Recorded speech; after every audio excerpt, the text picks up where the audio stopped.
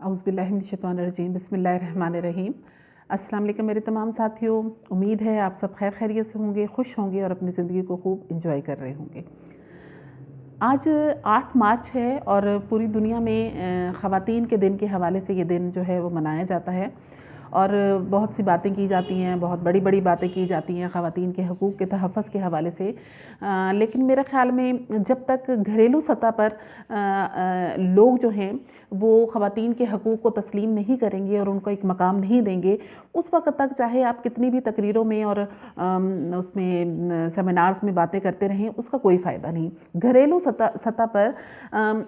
ہمارے والدین کی طرف سے یہ تربیت شروع ہوتی ہے کہ کس طرح سے خواتین کے حقوق کا تحفظ کیا جائے اور ان کی ذمہ داریوں کو پوری طرح سے نبھایا جائے۔ خواتین میں تو بہت سے رشتے آ جاتے ہیں، لیکن آج جس رشتے کا میں تذکرہ کرنا چاہوں گی وہ بیٹی اور بہن کا رشتہ ہے۔ بہن کے رشتے پہ میں خصوصاً بات کرنا چاہوں گی، اس پہ میرا زیادہ فوکس ہوگا بیٹی کے رشتے کی نسبت۔ وہ اس وجہ سے کہ بیٹی کو دیکھا جائے تو ہمارے معاشرے میں کافی حد تک اس کو جو ہے حقوق مل رہے ہیں، اس کی قدر کی جا رہی ہے، لیکن بہن کا رشتہ جہاں پر آتا ہے وہاں پر اس کی اتنی قدر نہیں کی جا رہی، اس کو اتنے حقوق نہیں مل رہے جتنے کہ وہ مستحق ہوتی ہے۔ لہٰذا میں اپنی بات کا آغاز آج کرنا چاہوں گی قرآن پاک کی ایک سورہ ہے، سورہ التکویر، اس کی شروع کی 10 آیات سے میں اپنی بات کا آغاز کرنا چاہوں گی۔ اللہ تعالیٰ نے سورہ تکویر میں فرمایا، بسم اللہ الرحمن الرحیم، اور جب سورج لپیٹ لیا جائے گا اور جب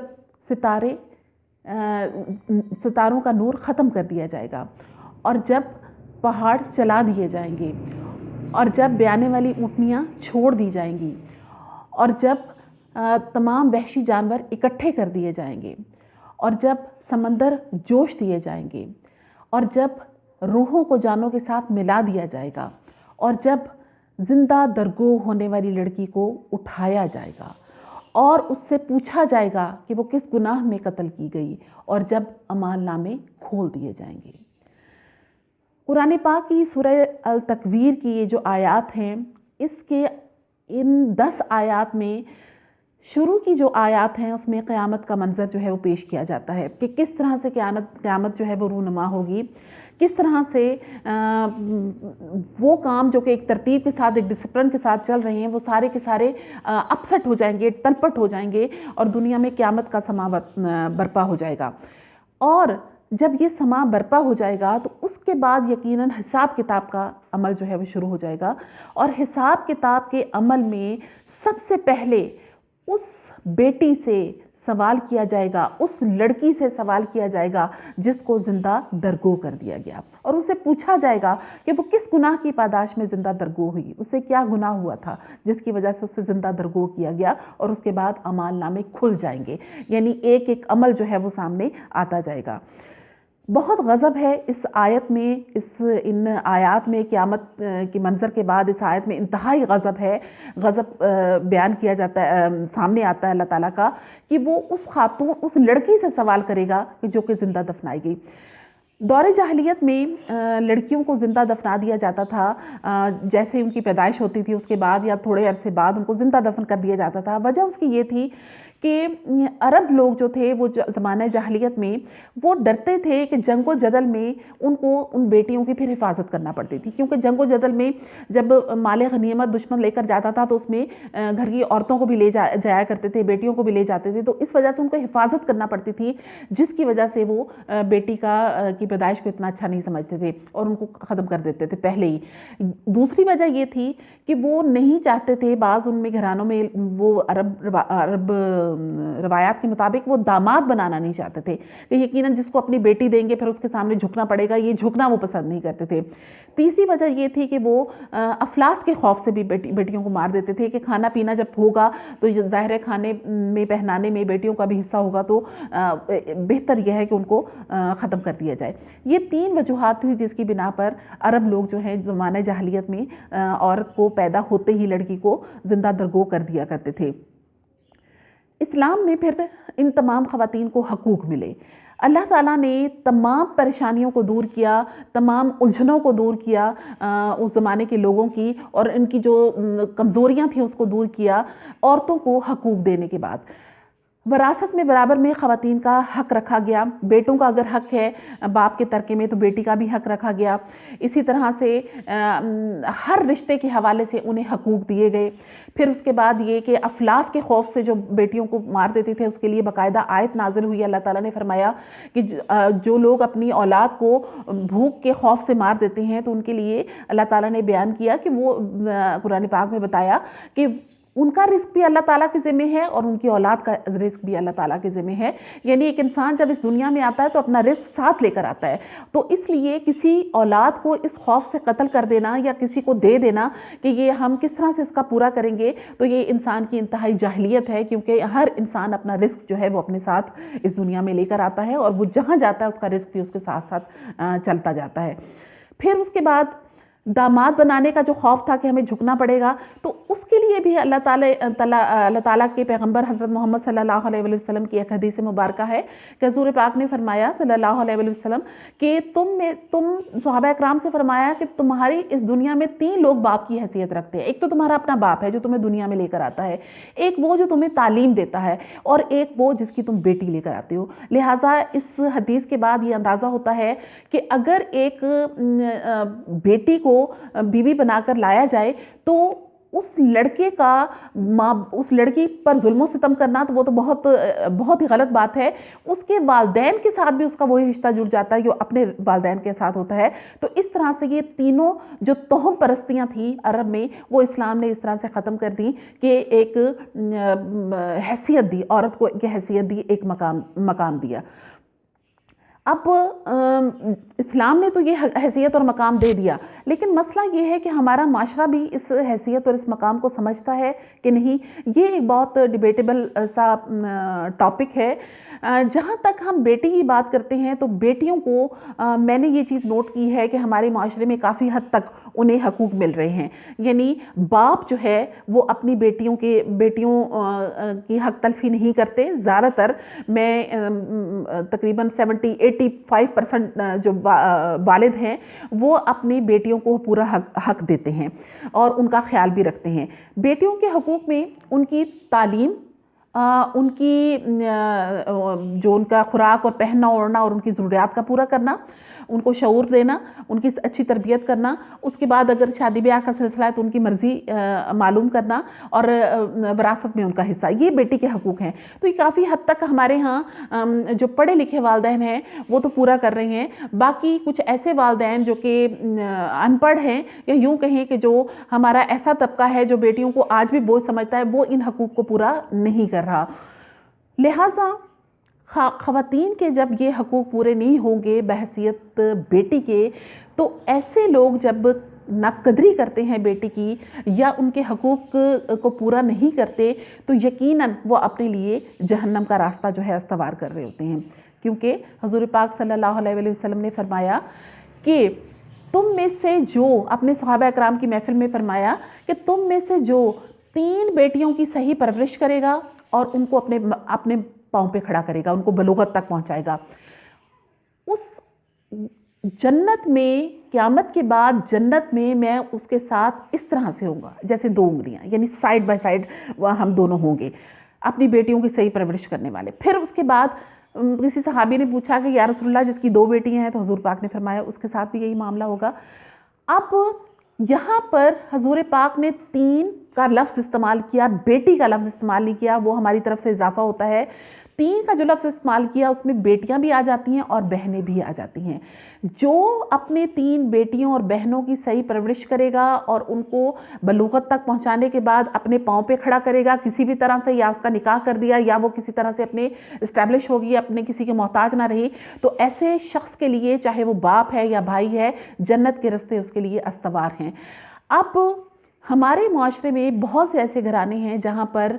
لوگ جو ہیں بیٹی یا بہن جیسی نعمت سے محروم ہیں. بہت سے ایسے گھر ہیں جہاں پر بیٹیوں جیسی نعمت یا رحمت موجود نہیں, بھائیوں کے پاس بہن موجود نہیں. تو وہ بہت بدنصیب لوگ ہیں جن کے پاس بہنیں اور بیٹیوں جیسی نعمتیں یا رحمتیں موجود نہیں ہیں. اور وہ لوگ اس سے بھی زیادہ بدنصیب ہیں کہ جن کے پاس یہ نعمتیں موجود ہیں لیکن وہ ان کی قدر نہیں کرتے. کیونکہ بیٹی اور بہن یہ واحد وہ رشتہ ہے ماں کے رشتے کے بعد جو کہ کسی بھی انسان کو, کسی بھی آدمی کو جنت کی طرف لے کر جا سکتا ہے.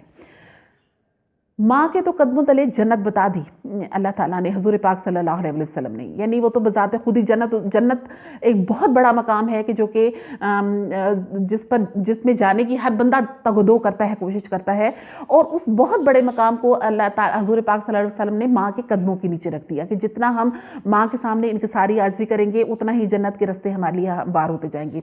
ماں کے بعد جو رشتے ہیں وہ ہے بیٹی اور بہن. جتنی زیادہ ان کی قدر کریں گے اتنے زیادہ جنت کے راستے جو ہیں ہموار ہوتے جائیں گے. میں نے حدیث کی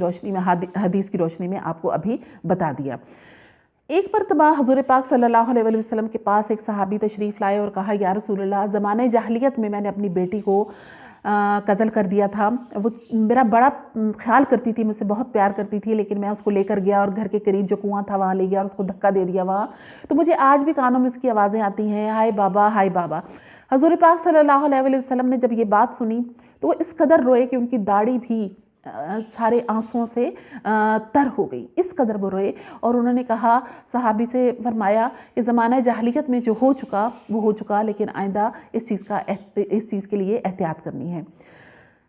میرے حضور پاک صلی اللہ علیہ وسلم بیٹی کی ناقدری پر اس قدر روئے کہ ان کی داڑھی بھی بھیگ گئی. آج اگر ہم اپنے معاشرے میں دیکھتے ہیں تو ایک بہن کی اور بیٹی کی کیا قدر ہے. اگر ہمارے نبی پاک صلی اللہ علیہ وسلم آج کے دور میں موجود ہوں اور ایسی بہنوں اور بیٹیوں کا ان کے سامنے ذکر کیا جائے جو کہ انتہائی پریشان کن حالات سے گزر رہی ہیں, اپنے ہی گھر والوں کی وجہ سے, اپنے ہی بھائیوں کی وجہ سے, اپنے ہی والد کی وجہ سے, تو میں کہتی ہوں کہ حضور پاک صلی اللہ علیہ وسلم انتہا سے زیادہ رنجیدہ ہو جائیں یہ سب کچھ دیکھنے کے بعد. ہم یقیناً ایک جدید زمانے میں موجود ہیں جہاں پر بیٹی کو زندہ تو دفنایا نہیں جاتا, لیکن آج کے اس جدید دور میں, سائنسی دور میں آج بھی بیٹی کو دنیا میں آنے سے روکا جاتا ہے. کئی ایسے والدین ہیں جب ان کو پتہ چلتا ہے کہ بیٹی کی پیدائش ہونے والی ہے تو وہ بیٹی کو پیدائش سے پہلے ہی ختم کر دیتے ہیں, ابورٹ کروا دیتے ہیں. یہ بھی دراصل اسی کی قسم ہے جو کہ زمانہ جاہلیت میں عرب میں بیٹی کو زندہ دفن کر دیا جاتا تھا. یہ بھی اسی کی قسم ہے کہ بیٹی کو دنیا میں آنے سے پہلے ہی ختم کر دیا جاتا ہے. اور اگر ایسے گھرانوں میں جہاں بیٹی کی قدر نہیں کی جاتی, اگر بیٹیاں دنیا میں آ بھی جاتی ہیں تو ان کو خاص محبت اور توجہ نہیں دی جاتی اور ان کے حقوق پورے نہیں کیے جاتے اور ان کو ایک بوجھ سمجھا جاتا ہے کہ یہ ہمارے سر پر بوجھ ہیں اور جب تک وہ اس گھر میں ہیں بوجھ ہیں, جو ہی وہ ان کی شادی ہو جائے گی تو بوجھ ہمارے سر سے اتر جائے گا. یہ ذہن میں بات رہے کہ بیٹی کو بوجھ سمجھنے والے والدین, اور میں خاص طور پر اس وقت مردوں کی بات کر رہی ہوں جس میں والد اور بھائی کا تذکرہ ہو رہا ہے, لہٰذا بیٹی کو اور بہن کو بوجھ سمجھنے والے جو والد صاحبان ہیں یا جو بھائی ہوتے ہیں وہ انتہا سے زیادہ بدقسمت لوگ ہوتے ہیں, کیونکہ ان کے لیے اللہ تعالیٰ نے دنیا میں ہی جنت کمانے کا ایک ذریعہ پیش کیا ہوتا ہے, ان کے لیے مہیا کیا ہوتا ہے, لیکن وہ اس کا فائدہ نہیں اٹھا رہے ہوتے. میں اگر ذکر کرتی ہوں بہن کے حوالے سے تو میں نے جیسے ابھی آپ سے اپنے اس لیکچر کے شروع میں کہا کہ بیٹیوں کے کافی حد تک ہمارے معاشرے میں حقوق جو ہیں وہ پورے ہوتے ہیں, کیونکہ باپ جو ہیں وہ قدرتی طور پر بیٹیوں سے زیادہ خیال کرتے ہیں تو ان کے حقوق کا بھی خیال رکھتے ہیں. لیکن کئی گھرانوں میں ہمارے ایسا بھی چل رہا ہوتا ہے کہ بھائیوں کو بہت زیادہ معتبر بنا دیا جاتا ہے اور والدین کی طرف سے انہیں شہ دی جاتی ہے کہ وہ بہنوں کو کنٹرول میں رکھیں, بہنوں کی زندگیوں کے فیصلے کریں. لہٰذا کئی ایسے گھرانے بھی ہیں جہاں پر بہنیں جو ہیں ماں باپ کی بجائے بھائیوں کے انڈر ہوتی ہیں اور بھائی جو ہیں انہیں ہر طرح سے کنٹرول کرتے ہیں. اور آپ خود سمجھ سکتے ہیں کہ جس طرح سے اگر والدین اپنے بیٹیوں کی صحیح طرح سے پرورش بھی کر سکتے ہیں, انہیں صحیح طریقے سے حقوق بھی دے سکتے ہیں, ان کی قدر بھی کر سکتے ہیں, انہیں روک ٹوک بھی سکتے ہیں, کوئی دوسرا رشتہ نہیں ویسے کر سکتا. بھائیوں کی اگر روک ٹوک ہوگی, ان کا کنٹرول ہوگا تو وہ حد سے زیادہ بڑھ جائے گا. ایسا ہوگا कि जिसमें कई दफ़ा बहन की हक तलफी भी हो जाती है। ऐसे घरानों में जहाँ पर बेटों को शह दी जाती है कि वो बहनों को कंट्रोल रखें या उनकी तकदीर के फ़ैसले करें या उनकी ज़िंदगियों के फ़ैसले करें, तो वहाँ पर कई दफ़ा इस तरह से होता है कि बहनों को पढ़ाई की इजाज़त नहीं दी जाती, उनको बाहर निकल के कोई काम करने की इजाज़त नहीं दी जाती, उनको जायदाद में से हिस्से नहीं दिए जाते, शादी ब्याह के मौके पर उनकी मर्ज़ी नहीं पूछी जाती, और अगर उनकी शादी हो जाती है और उनको किसी ऐसे इंसान से वास्ता पड़ जाता है जो उसके हकूक़ पूरे नहीं कर रहा, या ऐसे घराने में उसको जाना पड़ता है जहाँ उसके साथ इंतहा से ज़्यादा नारवा सलूक रखा जाता है, तो फिर भाइयों की तरफ से ऐसी बहन को वापस घर आने की इजाज़त नहीं दी जाती। तो इस तरह से बहुत सारी हक तलफियाँ हो जाती हैं उस बहन की, जो कि माँ बाप की तरफ से भाइयों के कंट्रोल में होती है। लेकिन जहाँ पर माँ बाप खुद अपनी बेटी को कंट्रोल में रखते हैं, उसके ख्याल रखते, उसके हकूक़ पूरे करते हैं, तो वहाँ पर काफ़ी हद तक मसाइल जो हैं वो कम होते हैं। अब ये बात मैं आपके सामने क्लियर करती जाऊँ, यकीनन ये बात आप भी जानते हैं, मैं मज़ीद ये बात आपके सामने वाज़े करती जाऊँ कि एक औरत, एक बेटी जब इस दुनिया में आती है तो वो सबसे पहले अपने बाप की ज़िम्मेदारी होती है, वो किसी और की ज़िम्मेदारी नहीं होती है, वो बाप की ज़िम्मेदारी होती है। लिहाजा उसकी कहीं से भी हक तलफी होगी तो बाप से उसके बारे में पूछा जाएगा। बाप अगर उसका दुनिया में नहीं रहता तो उसके बाद वो भाइयों की ज़िम्मेदारी होती है। भाई अगर किसी तरह से भी उसकी हक तलफी करेंगे तो भाइयों से इस बारे में सवाल किया जाएगा।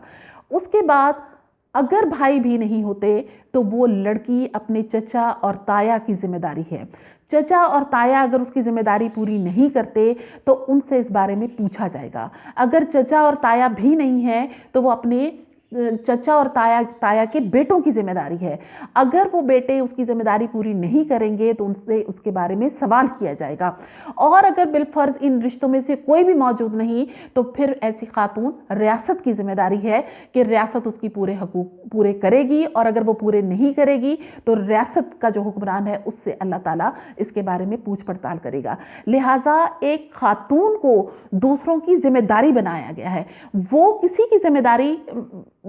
नहीं ले सकती, उस पे किसी की ज़िम्मेदारी नहीं, ना किसी बेटी पे बाप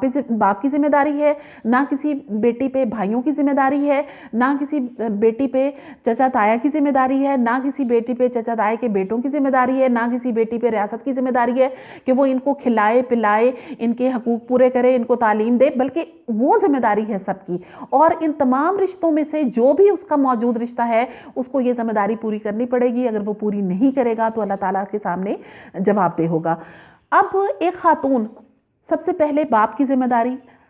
उसके बाद उसकी शादी हो जाती है तो वो अपने शौहर की ज़िम्मेदारी, अगर उसका शौहर नहीं रहता तो वो अपने बेटों की ज़िम्मेदारी, अगर उसके बेटे नहीं हैं तो वो फिर दोबारा से अपने बाप की ज़िम्मेदारी बन जाती है, अगर उसका बाप नहीं तो वो फिर अपने भाइयों की ज़िम्मेदारी बन जाती है, और बिलतरतीब इसी तरह अगर उसके भाई नहीं हैं तो वो चचा ताया की, और वो नहीं है तो उनके बेटों की, और फिर रियासत की ज़िम्मेदारी बनती है। रियासत की ज़िम्मेदारी बनने के लिए तो बहुत अगला मामला है, या चचा ताया और उनके बेटों की ज़िम्मेदारी बनने के लिए तो बहुत अगला मामला है। हमारे यहाँ तो एक बेटी की ज़िम्मेदारी बाप के बाद भाई लेना ही गवारा नहीं समझते।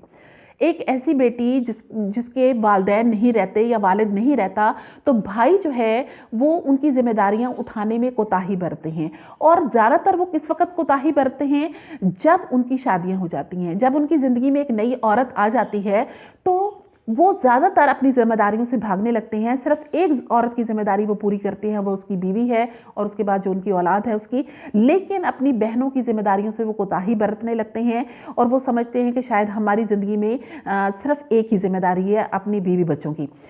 ये जहन में रहे कि अगर अनमैरिड बहन है, गैर शादीशुदा बहन है, बाप की ज़िंदगी के बाद वो पूरी भाइयों की ज़िम्मेदारी है, और भाइयों ने पूरी तरह उसका हर तरीके से हकूक़ पूरे करने हैं बहनों के। अगर वो अपने बहन के हकूक़ पूरे नहीं करते और बीवियों के कहे में आके अपनी बहनों की हक तलफी करते हैं, या उनकी दिल आज़ारी करते हैं, या उनको परेशान करते हैं, तो वो अल्लाह ताला के सामने जवाबदेह हैं। ऐसे मामलात में वो मर्द भी अल्लाह ताला के सामने जवाबदेह है, और उसकी बीवी तो डायरेक्ट जहन्नमी है, क्योंकि अल्लाह ताला हुज़ूर पाक सल्लल्लाहु अलैहि वसल्लम ने एक हदीस में फरमाया कि मैं जहन्नम में औरतों की तादाद ज़्यादा देख रहा हूँ। सहाबियात ने पूछा, या रसूलल्लाह किस गुनाह की पादाश में? तो हुज़ूर पाक ने फरमाया कि एक तो चुगली करती हैं, ایک ناشکری کرتی ہیں اور ایک دانا مرد کو نادان بناتی ہیں۔ آپ دیکھتے ہیں، آپ میرے معاشرے سے تعلق رکھتے ہیں، سب سننے والے آپ دیکھتے ہوں گے کہ ہمارے گھروں میں جب ایک نئی خاتون آتی ہے ایک بہو یا بھابھی کی حیثیت سے، تو وہ پورا زور لگاتی ہے اپنے شوہر کو اس کے گھر والوں سے الگ کرنے کے لیے، اور اس میں بہنیں سر فہرست ہوتی ہیں کہ بہنوں کو کس طرح سے بھائیوں سے بالکل توڑ دیا جائے، اور ایک دانا مرد، ایک بالکل دانش مند آدمی یا بھائی اپنی بیوی کی باتوں میں آ کر انتہا سے زیادہ نادانی کا کام کرتا ہے اور اپنی بہنوں کو وہ چھوڑ بھی دیتا ہے، اس کی حق تلفی بھی ان کی کرتا ہے، ان کو بہت طریقے سے ٹارچر بھی کرتا ہے، پریشان بھی کرتا ہے۔ تو ایک دانا مرد کو اس خاتون نے نادان بنا دیا، اس کا تو سیدھا ٹھکانہ ہی جہنم ہے ایسی خاتون کا، لیکن مرد بھی پھر اس سزا سے بچ نہیں سکے گا کہ جو وہ اپنی بہنوں کو کسی بھی طرح سے ان کی حق تلفی کر کے دے رہا ہوتا ہے۔ حضور پاک صلی اللہ علیہ وسلم نے فرمایا کہ جب اپنی بہنوں کے گھر جاؤ، یہ شادی شدہ بہنوں کی بات ہے کہ جب اپنی بہنوں کے گھر جاؤ تو کچھ نہ کچھ لے کر چلے جایا کرو۔ یعنی اس کا مطلب یہ ہوا کہ ایک بہن اگر شادی شدہ بھی ہے تو بھی بھائیوں کا اس پر حق ہے، بھائی اس کے گھر جائیں گے تو کچھ نہ کچھ اپنی حیثیت کے مطابق تحفہ تحائف جو ہے اس بہن کے لیے لے کر ضرور جائیں گے۔ اور حضور پاک نے فرمایا کہ بھائی جو ہے وہ بہن سے ناراض نہ ہو، اگر اس ناراضگی کے عالم میں بہن یا بھائی کی موت ہو جاتی ہے تو وہ بھی بہت زیادہ گناہ کی بات ہوتی ہے کہ وہ آپس میں ناراض تھے۔ لہٰذا بھائیوں کو پوری کوشش کرنی چاہیے کہ اپنی بہنوں سے ناراض نہ ہوں کسی بھی بات سے۔ میں اس چیز کو مانتی ہوں کہ انسان کے ساتھ شیطان موجود ہے، ہر رشتے میں کوئی بالکل مکمل پیورٹی نظر نہیں آتی، کچھ نہ کچھ اختلافات زندگی میں آ جاتے ہیں، لیکن مرد جو ہے بحیثیت مرد اللہ تعالیٰ نے اس کو ہمیشہ افضل بنایا ہے، اس کے اندر جذبات کو کنٹرول کرنے کی بھی طاقت ہے، اس کے اندر دانش اور عقل بھی موجود ہے، کیونکہ وہ جذبات کو کنٹرول کر لیتا ہے اس لیے اس کی عقل جو ہے وہ زیادہ کام کرتی ہے۔ لہٰذا ایک مرد کو ہمیشہ سے مضبوطی کا مظاہرہ کرنا پڑتا ہے اپنے ان رشتوں کو برقرار رکھنے کے لیے۔ اگر وہ خواتین کی طرح، عورتوں کی طرح ایک دم سے جذباتی ہو جائے گا اور ناراضگیاں کر لے گا اور حق تلفیاں شروع کر دے گا یا دل آزاری کرنا شروع کر دے گا تو اللہ تعالیٰ کو یہ چیز قطعاً پسند نہیں، اور اس چیز کے لیے اللہ کے سامنے باقاعدہ جواب دہ ہونا پڑے گا۔ پھر اس کے بعد یہ کہ کئی ایسی بہنیں ہوتی ہیں جو اپنے گھروں میں نہیں بس سکتی، کسی بھی وجہ سے ان کو واپس اپنے ماں باپ کے گھر میں آنا پڑتا ہے، کوئی طلاق کے بعد آ جاتی ہے، کوئی سسرال کے حالات اس طرح کے ہوتے ہیں کہ وہ نہیں وہاں پہ رہ پاتی، کچھ سیپریشنز وغیرہ ہو جاتی ہیں۔ جہاں تک مصالحت کی کوشش ہے وہ پوری کوشش ہونی چاہیے کہ میاں بیوی کے درمیان مصالحت ہو جائے، لیکن کئی دفعہ حالات اس طرح کے ہوتے ہیں کہ مصالحت کی کوئی گنجائش نہیں ہوتی، تو یقیناً پھر اس بیٹی کا، اس بہن کی ذمہ داری جو ہے وہ والدین پر ہی پڑ جاتی ہے ایسے حالات کے بعد، اور جب والدین نہیں ہوتے تو یقیناً بھائیوں پر ایسے بہنوں کی بھی ذمہ داری پڑ جاتی ہے، جو کہ اپنی شادی شدہ زندگی جو ہے اس کو پوری طرح سے نہیں نبھا سکتی کسی بھی وجہ سے۔ تو ایسی خواتین کے لیے، ایسی بہنوں کے لیے حضور پاک اور بیٹیوں کے لیے حضور پاک صلی اللہ علیہ وسلم نے ایک صحابی سے فرمایا کہ تمہیں معلوم ہے کہ سب سے بڑا صدقہ کیا ہے؟ صحابی نے عرض کی یا رسول اللہ نہیں، تو حضور پاک نے فرمایا اپنا پیسہ اس بہن اور بیٹی پر خرچ کرنا جو اپنے گھر سے اجڑ کر آئی ہو۔ یعنی آپ بہنوں اور بیٹیوں پر جو خرچہ کرتے ہیں وہ تو ان کا حق ہے، لیکن جو اجڑ کر بہن گھر میں آتی ہے اس پر خرچ کرنا نہ صرف یہ کہ آپ کا فرض اور اس کا حق ہے، بلکہ آپ کے لیے وہ صدقہ بھی ہے، آپ کی بہت سی مصیبتوں کو، مشکلات کو اور پریشانیوں کو ٹال بھی دیتا ہے ایسا خرچ کرنا۔ تو یہ اللہ تعالیٰ نے حضور پاک کی طرف کے ذریعے انسانوں کو بتایا کہ اس طرح کی بیٹیاں جو کہ شادیوں کے بعد مسائل لے کر اپنے گھروں میں آتی ہیں تو ان پر خرچ کرنا جو ہے وہ بھی صدقہ کہلاتا ہے۔ حضور پاک صلی اللہ علیہ وسلم ہمیشہ اپنی بیٹی کو بہت زیادہ عزت اور تکریم دیا کرتے تھے۔ جب ان کی بیٹی ان کے پاس آیا کرتی تو وہ اپنی چارپائی سے اٹھ جاتے، کھڑے ہو جاتے اور اپنی جگہ پر چادر اپنی بچھا دیتے بیٹی کے بیٹھنے کے لیے، اتنی وہ عزت اور تکریم دیا کرتے تھے۔ ہمارے آج کے جتنے بھی والد صاحبان ہیں وہ اس چیز پہ توجہ دیں، کیا وہ اپنی بیٹیوں کو اتنی عزت توجہ دیتے ہیں؟ یقیناً دیتے ہیں، لیکن بہت سے ایسے بھی ہیں جو اتنی قدر نہیں کرتے۔ پھر ایک مرتبہ